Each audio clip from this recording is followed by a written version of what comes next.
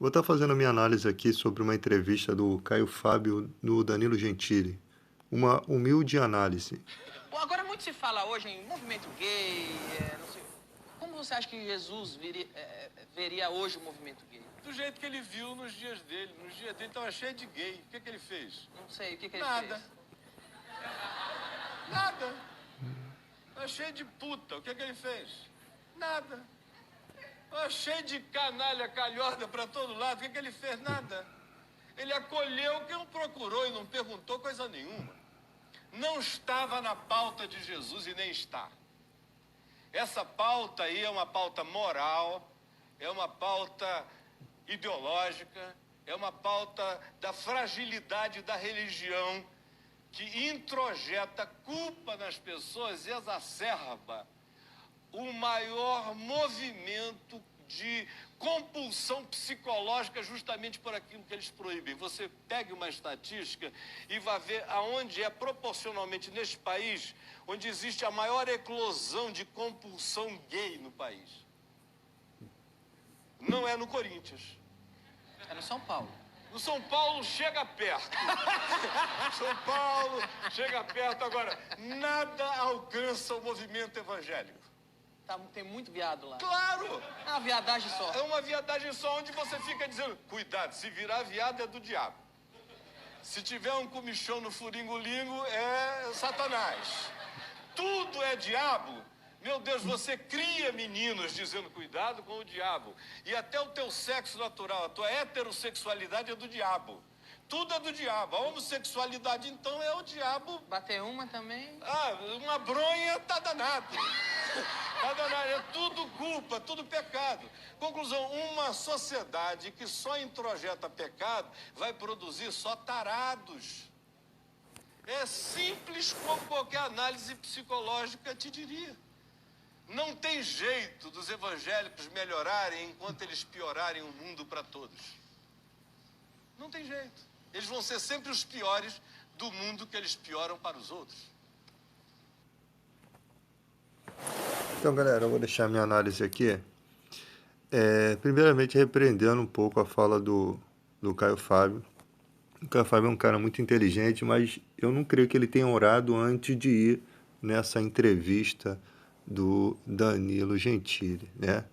Então, galera, é muito preocupante isso, porque o cristão em estado de decadência, ele simplesmente se mantém com a razão, né?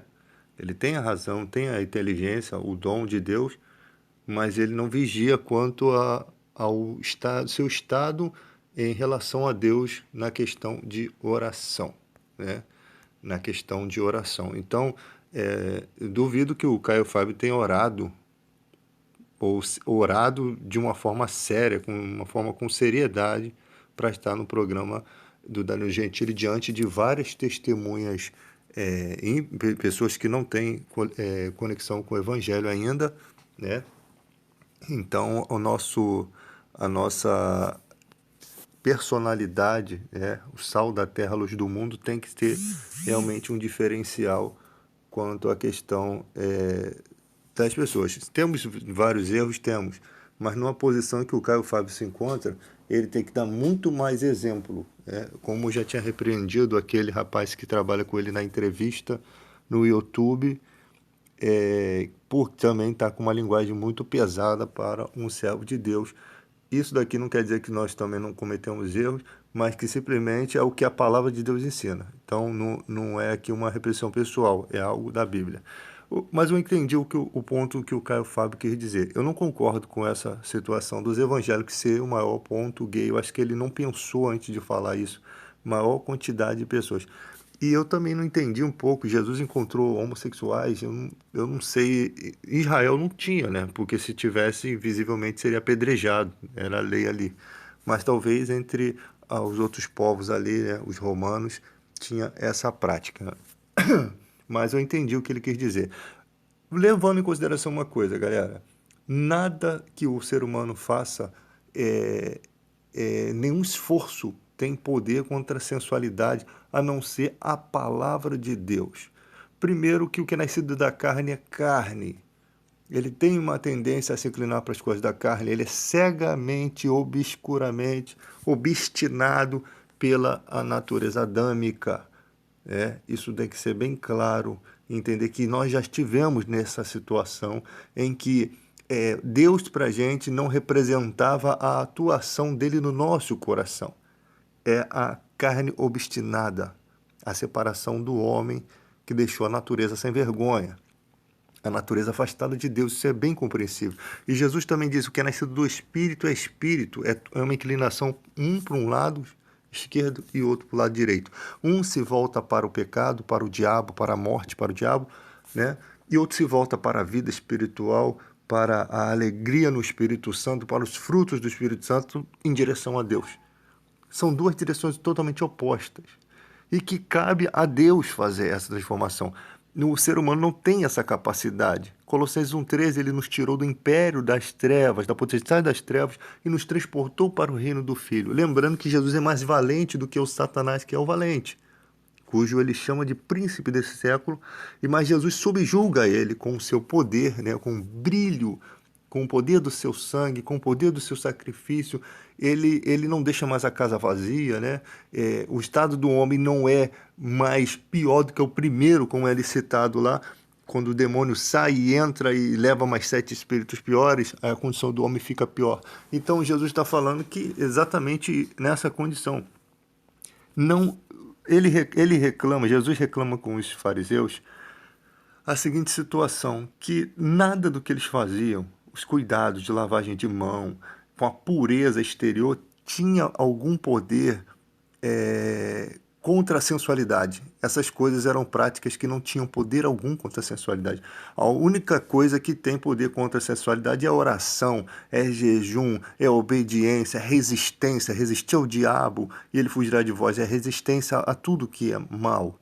Resistência nos seus olhos, né? Naquilo que o seu olho vê, naquilo que você planeja, naquilo que está dentro do seu coração. E essa resistência ela só tem um ponto de ignição, posso dizer assim, quando o Espírito Santo quebra. O próprio Jesus quebra o coração de pedra e o Espírito Santo mantém esse coração de carne, não deixa esse coração se tornar pedra novamente. Aquele que começou a boa obra vai levar até o fim. Então, eu entendo o ponto de vista do que o Caio Fábio desejaria falar, mas eu acho que seria muito mais viável, para não escandalizar os cristãos, né? Porque você está sendo representando como embaixador de Cristo. O cristão tem a mente de Cristo, ou seja, ele tem que pensar, agir, falar. Tem que haver pureza. O poder da sabedoria está no domínio da língua. Quem domina a língua domina o corpo todo, domina os seus pensamentos, domina tudo. Então, quando não há esse domínio, né? Não estou aqui julgando ele por um evento, mas tem que tomar muito cuidado, porque quanto mais conhecimento, mais o ser humano tende a soberba. Ele tende a não... Ele segue por um caminho tão obstinado que ele não enxerga que é sim muito ruim manter uma linguagem pesada, manter um comportamento assim, porque é sinal de fraqueza espiritual.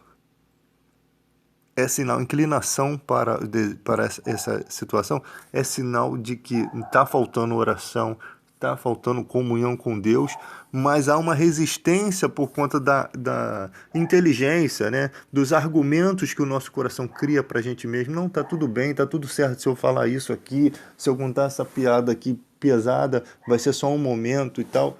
Negativo. Não se pode pensar mais assim. O cristão erra, eu erro, todo mundo erra, mas a gente não pode pensar dessa forma. Pensar dessa forma é entregar-se nos caprichos do mal. É não ter poder nenhum, porque olha só, o mundo não precisa de convencimento, gente. O mundo não precisa de convencimento, ele precisa de Jesus Cristo. É o Espírito Santo que vai o convencer. Nós não convencemos ninguém. Eu não preciso convencer o católico que a minha religião é melhor do que a dele, o outro não precisa me convencer. Não existe isso. A vida espiritual se resigna a um simples fato. Deus entra, quebra o coração de pedra, faz morada, inscreve suas leis no coração do homem e pronto. É uma obra dele. através da pregação da palavra. A fé vem por ouvir a pregação da palavra. Você tem muitas igrejas que não têm a verdadeira pregação, que não têm homens enviados de Deus, porque se tivessem ali homens enviados de Deus, estariam obedecendo, respeitando. Pelo contrário, você tem pessoas que Paulo chama de impuros na fé.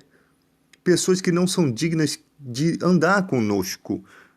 Ou seja, se você vai escolher alguém para andar, Paulo disse, não é os impuros desse mundo, não. Não é as pessoas que não têm religião, não. Essas daí, senão você vai ter que sair do mundo. É aquele que são avarentos, se dizem irmãos, mas são avarentos. Sabe, você imagina se eu ando com um cara que prega o evangelho mentiroso. Como que eu vou ter uma amizade com esse cara? A gente só vai ter desavença. Eu não vou poder respeitá-lo no que diz respeito à religião. Eu posso respeitá-lo no que diz respeito às coisas da vida. Trabalho, amizade, né? Outras coisas, outras opiniões. Mas referente à Bíblia, sempre vai haver um atrito. Sempre existirá um atrito. Então jamais poderemos andar juntos. Não andam junto quem não está de comum acordo. Né? Então o nosso raciocínio não vai bater. Pelo contrário, aquilo que ele está fazendo com o evangelho provocará a ira de Deus no meu coração. Por quê? Porque Jesus disse, o zelo da casa do Senhor lhe consumiria o ventre. Estava profetizado a respeito de Jesus Cristo sobre isso. E ele pratica isso quando ele entra no templo e vê as pessoas vendendo as coisas, né? Fazendo comércio ilegal. Né? A diferença de você vender uma pombinha ali para um sacrifício num valor considerável, poderia ser feito. A pessoa veio lá de outro país, ela não tem uma pombinha, ela quer oferecer o sacrifício, venderia uma pombinha num preço justo. Não tinha nada, não teria nada de errado se fosse isso. O que estava acontecendo eram injustiças ali. O cara chegava com uma pombinha para sacrificar, né, que antigamente era dessa forma, e as pessoas às vezes reclamam, mas Deus permitia isso, é porque Deus é o criador de todas as coisas, tá? E ele pode. E aí a pessoa chegava lá, botava um defeito naquilo só para poder vender aquela que estava lá. E um preço exorbitante. Então o erro não era o comércio em si, era o comércio de forma absurda, desrespeitando. Não havia respeito, não havia integridade, não havia honra. Sabe? Então a gente tem que parar para analisar isso. Então não havia possibilidade de Jesus andar com os fariseus hipócritas. Não existia essa possibilidade. Não havia possibilidade de Jesus fazer milagres na frente de Herodes. Herodes é uma raposa, ele chama de raposa. Herodes não quer nada com o evangelho. Esse tipo de pessoa, Deus, ele quer distância. Ele quer distância. Você anda com um cara que desdenha a sua fé, que debocha da sua fé, que sabe, escarnece da sua fé? Não tem. Jesus também não. Também não conseguiria. Agora, eu vim para as ovelhas perdidas da casa de meu pai. Olha a diferença. Você vê Zaqueu, que era um homem todo errado, mas procurava ver Jesus. Ele queria ver Jesus. Ou seja, houve uma sensibilidade no coração de Zaqueu a atender aquela situação. Observar quem é esse cara. E colocar talvez no coração esse cara, preciso ter um encontro com esse cara, preciso conversar, preciso entender, preciso encontrar o caminho. É exatamente isso. A diferença entre Zaqueu, que era um homem odiado por todos, né? É exatamente essa, que há um espaço no coração do homem para a entrada de Jesus Cristo. No caso de Herodes, não havia entrada alguma. Ele nunca quis abrir essa porta. O coração dele está trancado por dentro. O seu coração pode estar trancado por dentro. Só você pode abrir. É isso que é a fé. Você precisa abrir o seu coração para Deus. Se você não abrir, ele não vai entrar, porque ele convida. Eu estou à porta e bato. Se alguém abrir, entrarei e cearei com ele. Você precisa abrir. Se você não abrir, ele não entra. Porque depois você não pode dizer assim, mas você entrou na minha vida e fez isso. Não, você me convidou para entrar. E eu te mostrei o caminho, eu te mostrei as coisas boas, eu te mostrei os riscos, eu te mostrei as dificuldades. Vai haver uma época em que cristãos vão ser entregues à morte. Mas você pode passar pavores na vida, mas a sustentação do seu ser interior vai ser alimentada por Deus. A fé exata para superar esses obstáculos vai ser dada por Deus. A esperança vai ser colocada no seu coração. As leis de Deus vão te dar sustentação para isso. Então, se você não abre a porta, ele não vai entrar. O cara quer eu quero ser liberto das drogas. Tá? Vai buscar o tratamento, mas busca a ajuda interior, que só quem pode te dar é Jesus Cristo. Abra essa porta, porque se você sai de um pecado, mas vive no outro, você está instantaneamente no território de Satanás. Você não é tirado do império das trevas. Colossenses 1,13, ele nos tirou do império das trevas. Ele nos selou com o selo do Espírito Santo. Ele nos fez propriedade exclusiva dele. Ou seja, ele nos protegeu das artimanhas de Satanás. O mal não pode nos tentar além da nossa capacidade. E nós estamos protegidos,